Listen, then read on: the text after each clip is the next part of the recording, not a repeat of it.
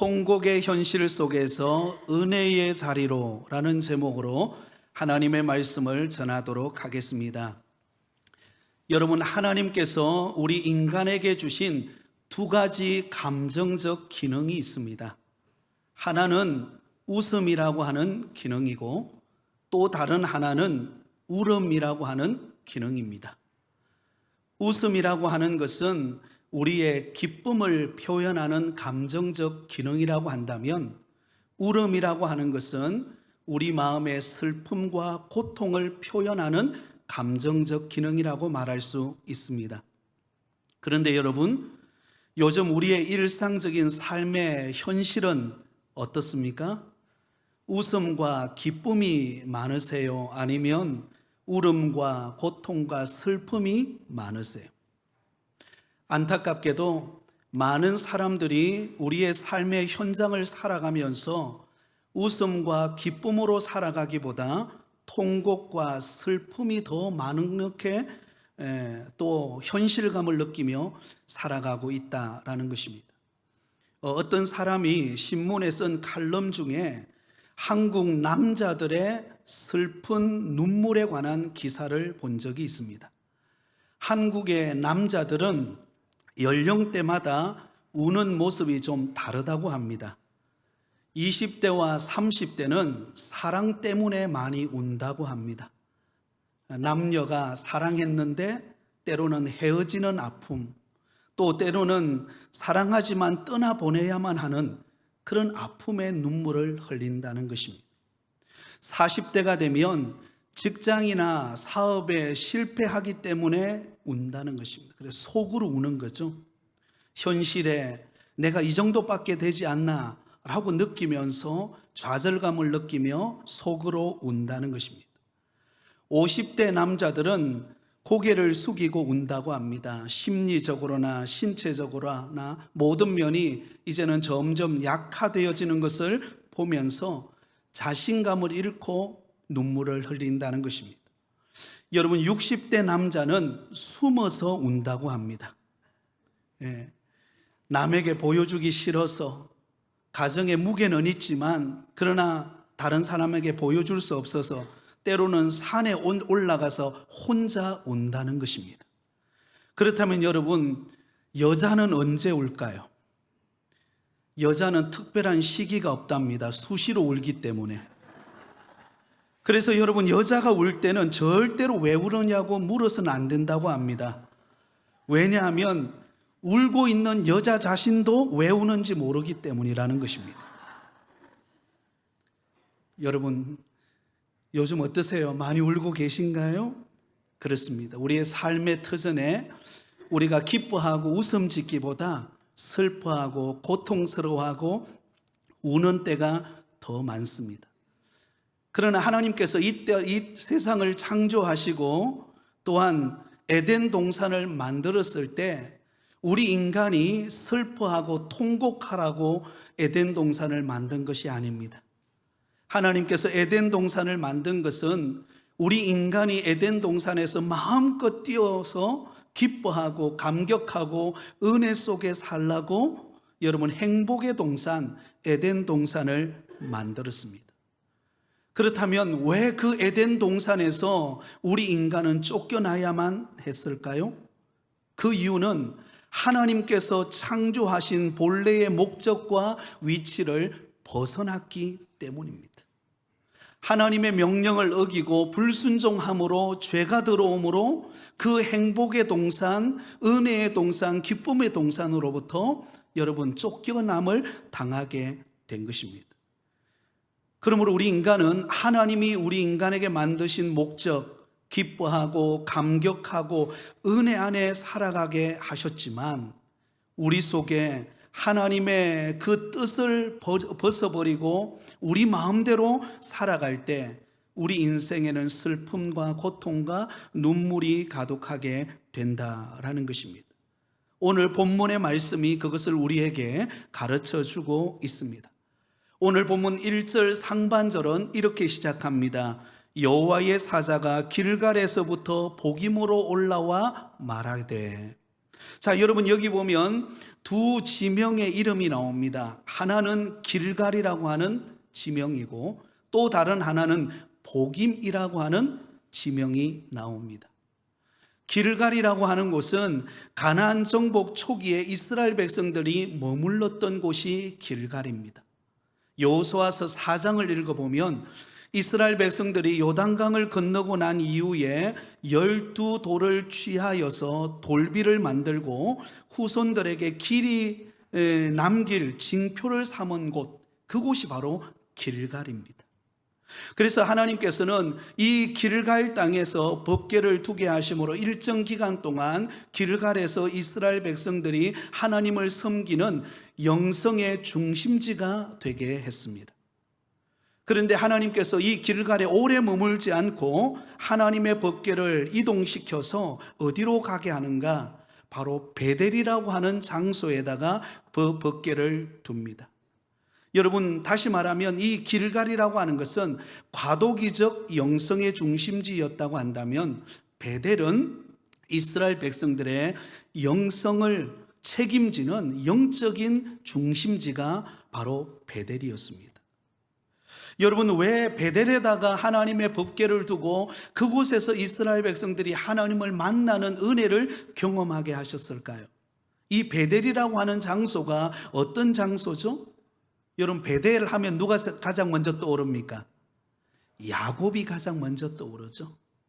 여러분, 야곱이 그가 형 에서를 피하여서 그가 외삼촌 라반의 집으로 정처 없이 도망쳐 갈 때, 그때 밤에 여러분 돌베개를 하고 잠이 들었는데 그곳에서 여러분 꿈에 하나님이 나타나셨어요. 사닥다리를 통하여서 천사들이 하늘에서 땅에 오르락 내리락 하는 것을 통해서 하나님이 그 야곱과 함께 하고 계신다라는 것을 그가 경험하게 됩니다. 그래서 그가 잠에서 깨어서 그곳 이름을 베델, 곧 하나님의 집이라고 이름을 짓게 됩니다. 그러므로 이 베델은 하나님을 예배한 이스라엘 백성들의 예배의 출발지였습니다.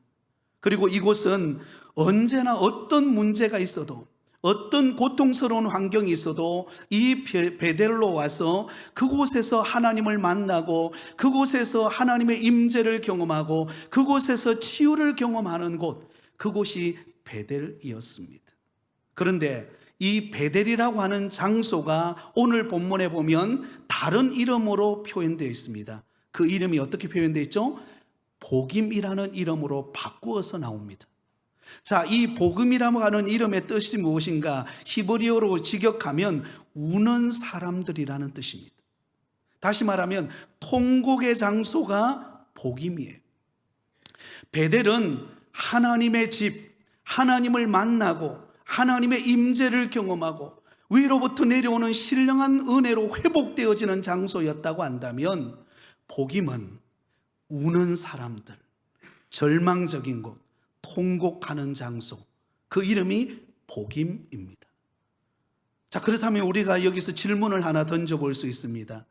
베델이라고 하는 그 영광스러운 장소가 하나님을 예배하고 하나님으로부터 치유와 은혜와 기쁨을 회복하는 곳, 그 베델의 처소가 어떻게 눈물의, 통곡의, 절망의 장소, 복임이 되어버리고 말았을까요?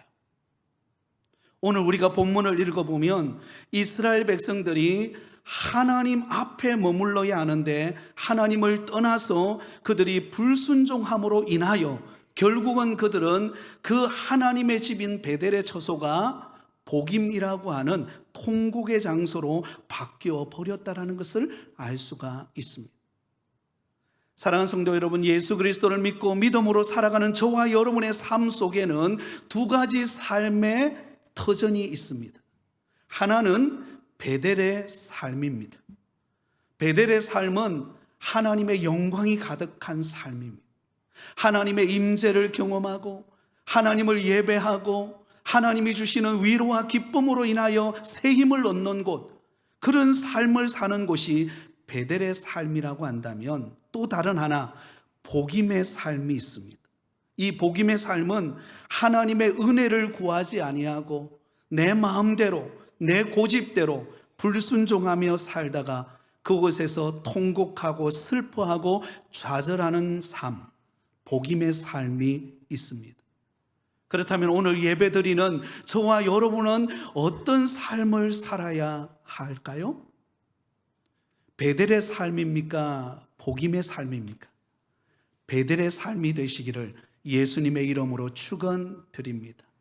통곡의 자리에서 일어나 은혜의 자리인 베델로 나아가는 저와 여러분이 되시기를 예수님의 이름으로 축복합니다. 자, 그렇다면 우리가 이 복임의 장소에서 일어나서, 통곡의 장소에서 일어나서 베델의 초소인 은혜의 자리로 나아가는데 우리가 중요한 세 가지 원리가 있습니다. 어떻게 하면 베델의 영광을 회복할 수 있을까요? 세 가지 원리가 있습니다. 첫 번째는 한번 따라하겠습니다. 하나님의 목소리를 청종해야 합니다. 여러분, 우리가 통곡의 자리에서 은혜의 자리로 나아가는 첫 번째 비결은 하나님의 목소리에 귀를 기울이는 것입니다. 여러분, 오늘 본문 2절을 보면 이스라엘 백성들이 왜 통곡의 삶, 이 복임의 장소에 머물게 되었는가? 왜 그들이 슬퍼하고 좌절하고 낙심할 수밖에 없었는가? 그 이유가 나와요. 우리 2절을 같이 읽습니다. 너희는 이 땅의 주민과 언약을 맺지 말며 그들의 제잔들을 헐라 하였거늘 너희가 내 목소리를 듣지 아니하였으니 어찌하여 그리하였느냐. 자, 여러분, 이 말씀을 읽어보면요, 이스라엘 백성들이 하나님을 만나고 기쁨과 은혜를 회복해야 될 그 베델의 초소가 아니라 복임, 슬픔의 장소에 머물 수밖에 없었던 이유를 말합니다. 이 땅의 주민과 언약을 맺지 말며 그들의 제단들을 헐라라고 하나님이 말씀하셨음에도 불구하고 그 말을 듣지 않았다는 것입니다. 하나님의 말씀에 귀를 기울이지 않고 하나님의 말씀에 청종하지 않고 내 마음대로 살았다는 것입니다. 내 마음대로 그 가나안 주민들과 하나 되어서 그들의 제단을 섬기고 그들과 함께 야합하며 사는 인생을 살았다는 것입니다. 그런 그들에게 찾아온 것이 뭐예요? 슬픔이요, 고통이요, 절망이었습니다. 사랑하는 성도 여러분, 하나님께서 우리에게 말씀하실 때는 분명한 이유가 있습니다. 우리가 하나님이 주시는 은혜와 복을 받기 위하여 우리에게 말씀하시는 줄 믿습니다. 그렇기 때문에 우리 예수 믿는 성도들은 누구에게 귀를 기울여야 하는가? 하나님의 음성에 귀를 기울이고 하나님의 음성을 따라 우리는 순종하는 믿음의 삶을 살아가실 수 있기를 바랍니다. 이스라엘 백성들이 왜 지금 절망하고 슬퍼하고 있습니까? 그들이 조직력이 부족해서입니까? 능력이 부족해서입니까? 아니면 그들의 삶이 망했기 때문입니까? 그게 아니에요. 그들은 유일하게 섬기는 그 하나님의 음성에 귀를 기울이지 않았기 때문입니다. 하나님의 말씀에 귀를 기울이지 않고 내 마음대로, 내 고집대로 살아갔기 때문에. 그래서 여러분, 사사기서의 주제가 뭐죠? 자기 소견에 옳은 대로 행하였더라. 하나님의 말씀에 귀를 기울이는 것이 아니라 내 생각대로, 그냥 내 경험대로 살아가게 되었던 것입니다. 그런 그들에게 임한 것이 슬픔과 고통의 모습이었습니다. 여러분, 구약 사무엘상 16장에 보면 통곡의 삶을 살았던 한 인물이 등장합니다. 그가 누구인가 하면 사울 왕입니다. 여러분, 이 사울은 그가 왕이 될 때만 하더라도 모든 이스라엘 백성들이 정말 존경하고 이 사울을 왕으로 세워도 될 만큼 그런 능력이 뛰어나고 좋은 가문에, 그리고 정말 누가 보아도 왕이 될 만하다, 그렇게 인정하는 사람이었습니다. 결격 사유가 없는 사람이 사울이었습니다. 그래서 그는 모든 백성들의 박수 속에, 환호 속에 그가 이스라엘 초대 왕으로 추대를 받습니다. 그런데 그런 사울이 점점 시간이 지나가면서 그런 환호와 그런 존경은 사라지고 하나님께로부터 버림받는 일이 발생하게 됩니다. 왜? 무슨 이유 때문에 그랬을까요? 여러분, 사울이 하나님께로 버림받은 이유는 바로 이스라엘과 아말렉과의 전쟁에서부터 출발합니다. 여러분, 사울은 이 아말렉과의 전쟁에서 승리를 거두게 되는데, 승리를 거두기 전에 하나님께서 사울 왕에게 이렇게 말했습니다. 너희가 그 아말렉과의 전쟁에서 반드시 승리하게 될 터인데, 승리하게 되면 그 아말렉을 완전히 전멸시켜 버려라. 그리고 그들이 가지고 있었던 가축이나 그 어떤 것도 손에 쥐지 마라. 단 하나도 가져오지 마라. 그렇게 하나님께서 말씀하셨습니다. 그런데 사울 왕은 아말렉과의 전쟁에서 승리를 거두고 성전가를 부르며 돌아올 때에 그 아말렉 사람들이 가지고 있었던 소유했던 양들과 소들을 보니까 너무 기름진 거예요. 너무 좋아 보이는 것입니다. 그래서 그들은, 사울 왕은 하나님의 말씀을 잊어버리고 거절하고 여러분, 그곳에 있는 양과 소들을 데리고 돌아옵니다. 그때 여러분, 하나님께서 바로 사무엘 선지자를 통하여서 그 사울에게 이렇게 책망합니다. 사무엘상 15장 22절 23절 같이 읽습니다. 사무엘이 이르되 여호와께서 번제와 다른 제사를 그의 목소리를 청종하는 것을 좋아하심같이 좋아하시겠느니까? 순종이 제사보다 낫고 듣는 것이 수양의 기름보다 나으니 이는 거역하는 것은 점치는 죄와 같고 완고한 것은 사신 우상에게 절하는 죄와 같음이라. 왕이 여호와의 말씀을 버렸으므로 여호와께서도 왕을 버려 왕이 되지 못하게 하셨나이다 하니. 아멘. 여러분, 사울은 그럴듯한 이야기를 했습니다. 사무엘 선지자에게 왜 그곳에 있는 양과 소들을 잡아왔느냐라고 했을 때, 그것은 하나님께 제사를 잘 드리기 위함입니다. 속내는 감추고. 그런데 그때 사무엘 선지자를 통해서 말합니다. 여호와께서 번제와 다른 제사를 그의 목소리를 청종하는 것을 좋아하심과 같이 좋아하겠느냐? 무슨 말입니까? 하나님이 좋아하시는 것은 뭐예요? 하나님의 말씀대로 청종하는 것을 좋아하지, 하나님이 원치 않는 제사를 드리는 것을 기뻐하지 않는다라는 것입니다. 그러므로 순종이 무엇보다 나아요? 제사보다 낫다. 하나님의 음성에 귀를 기울이고 하나님의 말씀대로 청종하며 나아가는 사람, 그 사람에게 은혜가 임하고 그 사람에게 위로가 있고 그 사람의 치유의 역사가 일어나게 되는 줄 믿습니다. 그때부터 사울의 가문은 기울어지기 시작합니다. 웃음이 떠나갑니다. 그 가정의 슬픔과 절망과 그 가문이 중단되어 버려요. 사랑하는 성도 여러분, 오늘 이 복잡한 시대를 우리는 살아가고 있습니다. 요즘에 나라적으로도 굉장히 복잡하죠. 그래서 여러분, 유튜브에 들어가면 온갖 정보들이 우리 마음을 혼란하게 합니다. 그래서 때로는 듣다 보면은요, 이게 맞는 건지 저게 맞는 건지 막 헷갈리고 마음이 무겁고 때로는 우울하기도 하고 때로는 절망적이기도 합니다. 그러나 여러분, 정작 우리가 귀를 기울이고 청종해야 될 대상은 눈에 보이는 이런 복잡한 현실이 아니라 하나님의 음성인 줄 믿습니다. 하나님이 나에게 말씀하시는 음성 앞에 귀를 기울이고 그 말씀을 내 마음속에 담을 때 아무리 이 세상이 복잡하고 혼란스럽고 우울한 환경일지라도 하나님이 위로부터 주시는 은혜와 평강이 저와 여러분의 마음을 주장하는 역사가 있을 줄 믿습니다. 그래서 여러분, 사람은 떡으로 사는 게 아니에요. 사람은 위로부터 오는 하나님의 말씀으로 사는 것입니다. 여러분, 지난 한 주간 여러분은 어떻게 사셨습니까? 온갖 세상 정보들 때문에 마음이 복잡하고 힘들지 않으셨습니까? 그렇다면 이제부터 하나님의 음성에 귀를 기울이시기 바랍니다.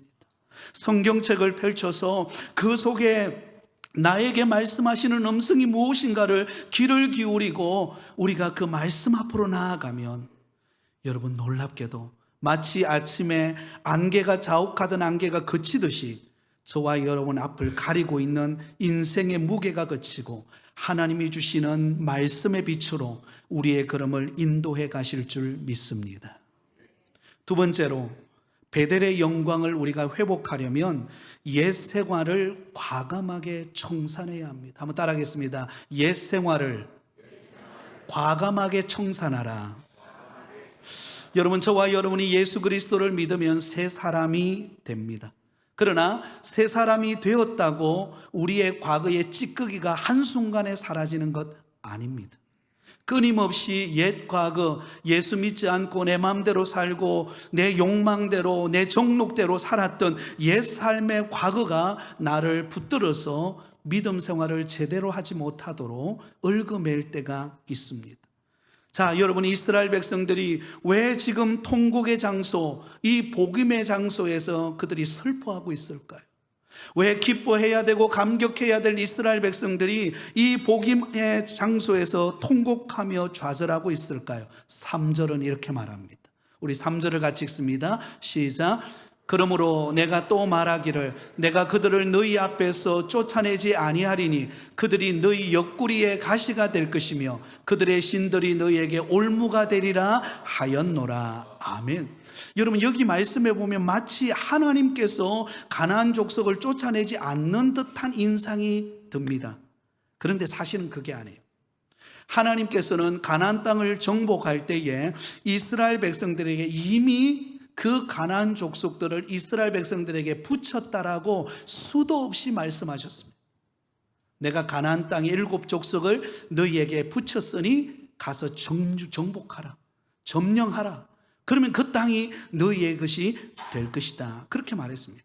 그런데 이스라엘 백성들은 정작 그 가나안 땅을 정복할 때에 일부만 정복하고 일부는 그대로 내버려 둡니다. 왜 내버려 두었을까요? 물론 그들이 힘이 부족해서이기도 하지만 또 한 가지 이유가 있습니다. 그 가나안 족속의 문화가 너무나 매력적으로 보이는 것입니다. 그 가나안 문화, 그 농경 문화에 젖어 있는 그런 세속적인 문화가 너무나 매력적으로 보이고 너무나 매료시킨 것입니다. 그래서 하나님의 말씀은 과감하게 그 땅을 정복하라고 말씀했지만 그들은 어느 일부만큼은 정복하지만 그 이후에 그 가나안 족속의 그런 매료된 그 매혹에 넘어가서 일부는 남겨두어요. 왜? 그게 젖어드는 게 너무 좋으니까. 그런데 성경은 뭐라고 말합니까? 너희들이 젖어드는 그 가나안 문화로 인하여서 그 결과로 그들의 옆구리가 가시가 될 것이고 올무가 될 것이다. 그렇게 말씀하고 있습니다. 사랑하는 성도 여러분, 무엇을 말합니까? 이스라엘 백성들이 하나님의 임재를 경험하고 하나님의 은혜를 회복하고 날마다 기뻐하며 살아야 될 베델의 초소가 복임의 장소, 슬픔의 장소로 변한 것은 그들이 과감하게 옛것을 버리지 못했기 때문입니다. 사랑하는 성도 여러분, 우리도 살아가다 보면 때로는 과거에 내가 예수 믿지 않았을 때, 또 예수 믿었지만 여전히 내 속에 있는 나의 욕심과 고집과 나의 정욕을 따라 살았던 옛 삶을 벗어버리지 못하고 그것에 미련을 두고 우리가 살아갈 때가 있습니다. 그러다 보면은요, 우리의 신앙생활이 주일날 교회 와서 은혜 받을 때 너무 기쁘지만 그러나 세상으로 갔을 때 그런 옛 과거의 삶이 나를 얽어매기 시작하면 우리 마음속에 있는 기쁨과 은혜는 사라져버리는 것입니다. 그때부터 슬퍼하고 염려하고 걱정하고 불안해하는 게 되어지는 것입니다. 과거에 어떤 조폭이었던 사람이 예수 믿고 변화를 받았어요. 그래서 각 교회마다 간증을 하며 막 다녔습니다. 그랬던 그가 일본에 가서 일본의 어느 백화점에 가가지고 그곳에 있는 물건을 훔치다가 걸린 적이 있습니다. 사랑하는 성도 여러분, 저와 여러분이 예수님을 믿었다면 우리는 과감하게 옛것을 벗어 던져버려야 할 줄 믿습니다.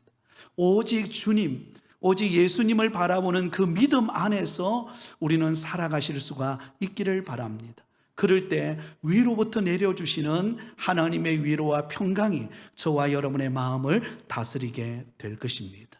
마지막 세 번째로 베델의 영광을 회복하기 위해서는 무엇인가? 예배의 삶을 회복하라는 것입니다. 한번 따라하겠습니다. 예배의 삶을 회복하라. 자, 여러분, 이스라엘 백성들이 지금 이 복임이라고 하는 장소에서 슬퍼하고 있습니다. 왜냐하면 그들은 오직 하나님만 예배하고 하나님만 바라보아야 할 그들이 그의 시선을 하나님이 아닌 가나안 족속의 세속적인 문화에 그들의 마음이 빼앗겨버렸기 때문입니다. 그래서 이 복임이라고 하는 장소를 통하여 하나님께서는 그들에게 희망의 문을 열어주십니다. 5절입니다. 이렇게 말씀합니다. 우리 같이 읽습니다. 시작. 그러므로 그곳을 이름하여 복임이라 하고 그들이 거기서 여호와께 제사를 드렸더라. 자, 여러분, 여기 이스라엘 백성들이 복임이라고 하는 슬픔의 장소, 낙심의 장소에서 그들에게 희망의 문이 열리는 것은 무엇인가? 거기서 여호와께 제사를 드렸다는 것입니다. 다시 말하면 그 슬픔의 장소에 와서야 그때 깨달은 것입니다. 아, 우리가 섬기고 믿고 따라야 할 분은 오직 한 분 하나님이시구나. 그 하나님을 예배하고 그 하나님만을 섬기고 그 하나님만을 따라갈 때 우리의 삶에 진정한 기쁨과 은혜가 회복되는구나. 그것을 깨닫게 된 거예요. 그때서야 그들이 하나님 앞에 전심으로 하나님을 예배하는 은혜를 경험하게 되었다는 것입니다. 실패의 장소에서, 슬픔의 장소에서 그들은 다시 일어나서 거기서 하나님을 찾고 하나님을 예배하기 시작했습니다. 그러자 그 복임의 장소가 이제는 어떤 장소로 바뀌게 되죠? 베델의 처소로, 하나님의 집으로, 하나님의 임재를 경험하는 장소로 바뀌어지는 역사가 일어나게 된 것입니다. 사랑하는 성도 여러분, 저와 여러분의 삶 속에 온갖 세상의 절망적인 소식들과 온갖 내 삶의 힘든 무게가 나를 짓누를 때 그때 우리가 해야 될 일이 무엇인가? 하나님의 은혜의 보좌 앞으로 나오는 것입니다. 하나님을 예배하는 예배 장소로 나오는 것입니다. 그리고는 하나님 앞에 전심으로 예배드리는 것입니다. 주님, 오늘도 내 모습 이대로 왔습니다. 지난 한 주간 내가 세상에 살면서 믿음으로 산다고 했지만 그러나 죄의 유혹을 떨쳐버리지 못하고 염려하고 걱정하고 불안해하고 낙심하고 좌절했던 내 모습, 오늘 주 앞에 다시 왔습니다. 주님, 나를 불쌍히 여겨주시고 오늘 이 예배를 통하여 나의 모습을 회복시켜 주시옵소서. 여러분, 그렇게 주님 앞에 나오는 저와 여러분에게 하늘문이 열리셔서 하나님의 은혜가 다시 저와 여러분에게 쏟아부어지는 역사가 있을 줄 믿습니다. 가끔씩 이렇게 고백하는 성도님을 만난 적이 있습니다. 어떤 분은 한 주간 동안 집에 계시다 보니까, 연세가 많으셨어요. 집에 계시다 보니까 어디 나가기도 그렇고 또 누군가가 데려나가야 나가지, 그러지 않고는 대부분이 집에서 머물고 있거든요. 그런데 주일날이 되면 하나님 앞에 예배 드리러 오니까 주일날이 제일 기쁘다는 거예요. 주일날 교회당에 나올 때 그래도 평소 때 입지 않았던 옷 중에 가장 좋은 옷을 입고 하나님 앞에 예배 드리러 올 때 그때부터 신난 거예요. 아침에 눈을 떠서 예배 드리기 위하여 준비하고 아침 식사를 하고 교회당으로 오는 그 차를 타고 오는 그 마음 속에 너무 기쁘다는 거예요. 찬송이 막 흘러나온다는 거예요. 그리고 교회당에 와서 하나님 앞에 기도하고 찬양하고 예배 드리면 지난 한 주간 내 마음을 짓눌렀던 모든 슬픔과 걱정이 떠나가고 하나님이 주시는 위로와 기쁨이 회복되는 것을 경험한다는 것입니다. 그래서 나는 주일이 제일 좋다, 할렐루야, 그 고백을 해요. 그 고백. 사랑하는 성도 여러분, 정말 하나님을 예배하는 주일이 좋으십니까? 아멘. 세상 그 어느 날보다도 주일이 가장 기쁜 날이 되기를 바랍니다. 저는 지금도 목사지만 때로는 목사로서 때로는 지치고 힘들 때마다 저는 뭘 생각하는가? 제가 처음 예수님을 믿고 교회를 가려고 하는데 여러분 모내기를 하는 거예요. 모내기. 여러분 모내기 시골은요 이렇게 봄철 되면 모내기를 하잖아요. 그러면 꼭 주중에 모내기를 하면 좋은데 언제 모내기를 하는가? 주일날 모내기를 해요. 왜? 그날 저희들이 쉬니까요. 그래서 모내기를 합니다. 그러면은 나는 이제 예수 믿고 너무 감격스러워서 교회당에 가야 되는데 부모님이 모내기를 하라고 논으로 데려가니까 이거 어길 수도 없고, 그래서 논으로 가면서 막 기도합니다. 기도하면서 하나님, 오늘 주일날 교회 가서 예배 드려야 되는데 이 지금 내가 논에 와 있습니다. 어떻게 하면 좋겠습니까? 그렇다고 부모님의 마음을 어기고 속상해 할 수는 없고 이제 갓 예수 믿었는데, 그러면서 여러분 모내기를 하면서 일부러 그저 모내기 한 거 있죠. 우리 어머니 뒤에다 막 던지는 거예요. 그러면 막 그 흙탕물이 어머니에게 막 튀면서 와 이러노? 왜 그러겠습니까? 빨리 교회 보내달라는 거겠죠. 근데 그때 하나님이 우리 어머니에게 영감을 주셨어요. 다 그때 뒤를 딱 돌아보더니 진아, 예배 드릴 때 됐다, 가라. 그러면 여러분 이 뻘 묻은 상태에서 집으로 달려와서 그 잠시 씻고 교회당으로 달려가는 그 기쁨은요, 경험해 본 사람만 압니다. 눈물을 흘리면서 가는, 교회당 들어가면 교회에서 찬송이 울려 퍼져요. 내 영혼이 은총 입어 중한 재짐 벗고 보니, 교회당 문을 열고 들어가면 얼마나 기쁜지 몰라요. 시골 교회 스레트 지붕에 거미가 있는 그곳이지만 그러나 그곳에 하나님이 임재해 계시니까 그 장소가 제일 감격스러운 곳이 됐던 것입니다. 사랑하는 성도 여러분, 우리는 다른 건 놓쳐도 예배만큼은 놓치지 않기를 바랍니다. 예배하는 자에게 은혜가 임합니다. 예배하면 실수했더라도, 때로는 지난 한 주간 내가 죄악 가운데 있었다 할지라도, 그러나 예배하면 하나님이 우리를 회복시키십니다. 슬픔 가운데 있던 우리를 기쁨의 자리로 회복하시는 분이 우리 하나님이십니다. 그러므로 여러분, 지금 저와 여러분의 삶이 복음의 상소랄지라도, 너무나 고통스럽고 너무나 통곡하고 싶은 현실이라 할지라도 하나님께 나오면, 하나님의 말씀을 충종하고 옛 삶을 벗어버리고 하나님을 예배하기로 사모하면 하나님이 우리에게 기쁨을 회복하여서 베델의 삶의 자리로 이끌어 가실 줄 믿습니다. 그런 주님과 함께 동행하며 살아가는 저와 여러분이 다 되시기를 예수님의 이름으로 축원드립니다.